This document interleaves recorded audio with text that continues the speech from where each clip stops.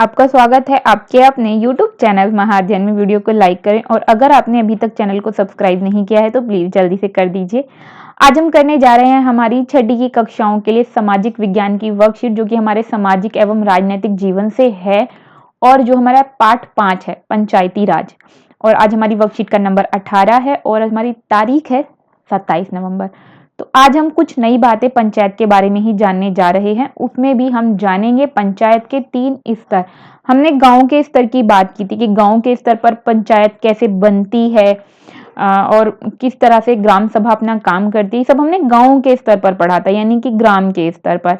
वहीं पर हम इसके ऊपर बात करेंगे, इसके ऊपर भी पंचायत होती है ब्लॉक स्तर पर। साथ में इसके भी ऊपर जिला परिषद या जिला स्तर की बात करेंगे, इंग्लिश में जिसे हम डिस्ट्रिक्ट बोल देते हैं। तो फिलहाल मैं आपको याद दिला देती हूं कि एक राज्य कई भागों में बटा होता है। तो राज्य की सबसे छोटी इकाई होते हैं गांव और छोटी कॉलोनियां, जिसे हम कॉलोनी भी बोलते हैं, और उससे बड़ी इकाई होती है जिसे हम ब्लॉक बोल देते हैं। और उससे बड़े स्तर पर हम जिला की बात करते हैं। और जिले, कई सारे जिले मिलकर, मतलब कई सारे गांव मिलकर ब्लॉक बनाते हैं, कई सारे ब्लॉक मिलकर जिला बनाते हैं और बहुत सारे जिला मिलकर एक राज्य बनाते हैं। तो आप इसे याद रखिए, ये इकाइयां हैं एक एक करके। तो फिलहाल हम बात करें पंचायत की। पंचायत के 3 स्तर होते हैं। पंचायत 3 स्तरों पर काम करती है, ग्राम स्तर, उसके ऊपर ब्लॉक स्तर, उसके ऊपर जिला स्तर। तो फिलहाल हम एक बार पढ़ लेते हैं।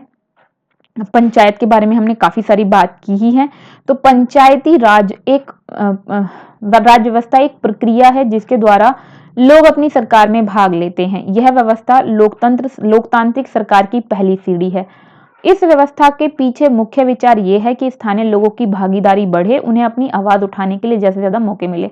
तो कुल मिलाकर यहाँ पर ये क्या लिखा है? ये लिखा है कि ये व्यवस्था क्यों बनाई गई है, पंचायती राज की कल्पना क्यों, या पंचायत को क्यों बनाया गया? इसलिए क्योंकि हमें अच्छे तरीके से पता है राज्य बहुत बड़े होते हैं और हर व्यक्ति अपनी बात मुख्यमंत्री तक या बड़े नेताओं तक, जिन्हें चुना गया, उन तक नहीं पहुंचा सकता, उनसे नहीं मिल सकता। तो उसकी बात कैसे सरकार को पता चलेगी, लोगों की जरूरत क्या है कैसे पता चलेगी?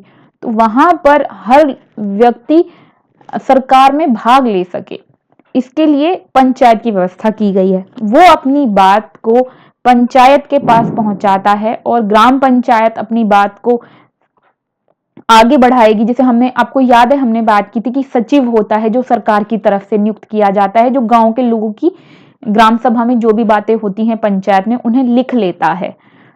तो ग्राम पंचायत से बात पंचायत समिति तक यानी ब्लॉक स्तर तक जाती है और उसके बाद वो बात जिला स्तर तक जाती है। और जिला स्तर से तो फिर वो जिला स्तर पर आकर वो समस्या को सुलझा लिया जाता है, गांव के लोगों की समस्याओं को सुलझाया जाता है या उस स्तर पर विकास के कार्य किए जाते हैं। और अगर समस्या ना सुलझे तो वो बात फिर आगे तक भी यानी राज्य स्तर तक जा सकती है। तो इसलिए अगर हमसे कहा जाए कि पंचायती राज के पीछे मुख्य विचार क्या है, तो पंचायती राज के पीछे मुख्य विचार है जो स्थानीय लोग हैं उनकी भागीदारी सरकार में बढ़े और वो अपनी बात को सरकार तक पहुंचा सके। मुख्य बात ये है जो आपको याद रखनी है। तो वही बात जो मैंने आपको यहां बताई थी वही है कि पंचायती राज व्यवस्था के 3 स्तर होते हैं। 3 स्तर मतलब त्रिस्तरीय, त्रि मतलब 3, त्रिस्तरीय है। पहला स्तर ग्राम पंचायत है, उसके ऊपर विकास खंड, पंचायत समिति, विकास खंड का मतलब ब्लॉक, ब्लॉक स्तर या विकास खंड एक ही बात है, आपको याद रखना है, ये हिंदी और इंग्लिश का फर्क है।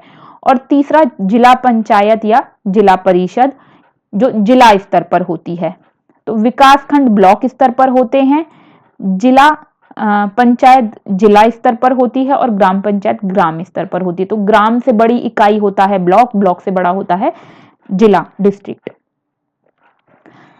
अब हम बात करें ग्राम पंचायत की, पंचायत समिति की और जिला परिषद की, जो अभी अभी हमने बात की।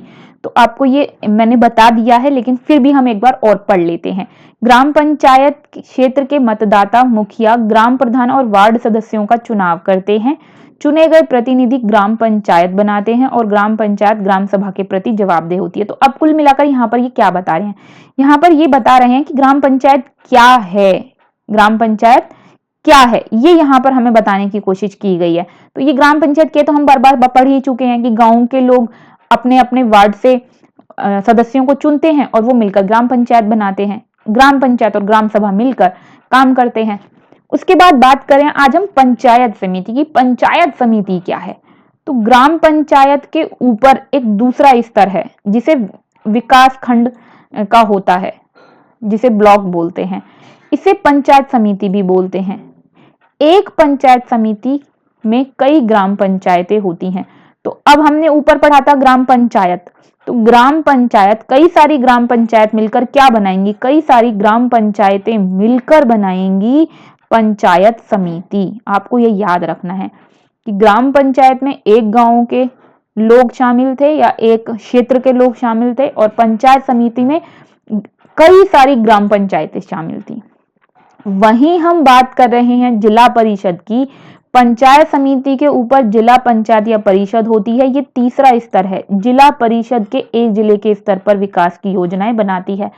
मतलब पंचायत समिति, कई सारी ग्राम पंचायतें मिलकर पंचायत समिति बना रही हैं, और एक जिला परिषद के अंदर कई सारी पंचायत समितियां होती हैं। और जिला परिषद जो भी नियम बनाती है वो पूरे जिले के लिए बनते हैं। मतलब हर पंचायत समिति पर, हर ग्राम पंचायत पर वो नियम लागू होते हैं, और इनके द्वारा, मतलब जिला परिषद के द्वारा जो भी कुछ नियम बनाए गए हैं, जो भी विकास के लिए कार्यक्रम बनाए गए हैं, वो सभी कार्यक्रम ग्राम में भी लागू होंगे, और इसका मतलब पंचायत समिति में भी लागू हो जाएंगे, क्योंकि पंचायत समिति के अंदर तो ग्राम ही है। तो कौन नियम बनाता है, विकास की योजनाएं कौन बनाता है? तो कुल मिलाकर वो विकास की योजनाओं को मुख्य रूप से जिला परिषद द्वारा बनाया और सहयोग किया जाता है। ग्राम पंचायत को अगर सहयोग की जरूरत है तो वो बेसिकली अगर बात करें कहां से आएगा, धन का सहयोग कहां से आएगा, तो कुछ तो पंचायत कर वगैरह इकट्ठा करती है, जो हमने पीछे पढ़ा था, और हमने पढ़ा था उन्हें सरकार की तरफ से पैसा मिलता है। तो वो पैसा कहां से आता है? जिला परिषद के द्वारा आता है। अब बढ़ते हैं आगे की तरफ। आज हमने क्या सीखा कि पंचायत के 3 स्तर कौन से हैं, ये हमें बताना है। तो ग्राम स्तर, ब्लॉक स्तर जिसे विकास खंड भी बोलते हैं, और तीसरा हमने पढ़ा जिला स्तर या जिला परिषद। ये आपको बिल्कुल ध्यान रखना है कि ब्लॉक स्तर पर नाम पंचायत समिति है, ग्राम स्तर पर नाम ग्राम पंचायत है, और जिला स्तर पर जिला परिषद बोलते हैं। दूसरा प्रश्न फिर हमसे पूछा गया है, मुख्य विचार या उद्देश्य क्या है पंचायती राज का? इसका मुख्य उद्देश्य है ज्यादा से ज्यादा लोग सरकार में अपनी भागीदारी निभाएं, अपनी आवाज उठाएं, अपनी बात बोल सकें। तीसरा प्रश्न है, जिला परिषद से आप क्या समझते हैं? तो जिला परिषद पंचायत समिति के ऊपर का स्तर है जो विकास की योजनाएं बनाता है, पूरे जिले के लिए विकास की योजनाएं बनाता है। फिर चौथा प्रश्न हमसे पूछा गया है, त्रिस्तरीय पंचायती राज का डायग्राम बनाइए। जो डायग्राम इन्होंने बनाकर हमें दिया है, हमें भी एक डायग्राम बनाना है। मैंने उसी डायग्राम को यहाँ पर रिपीट कर दिया है ताकि आपको याद आ जाए कि क्या बनाना है। आप अपने हिसाब से इसे अलग अलग रंग भर के सुंदर सुंदर बना सकते हैं। यहाँ पर तो एक ही रंग भरा है, आप चाहें तो अलग अलग रंग भर के अच्छे से बनाइए। तो ये थी आज की हमारी प्यारी सी वर्कशीट। आई होप, मैं उम्मीद करती हूँ आपको इस वीडियो की मदद से आपका टॉपिक समझने में आपको मदद मिली होगी, और आपका होमवर्क करने में भी आपको इससे मदद मिली है।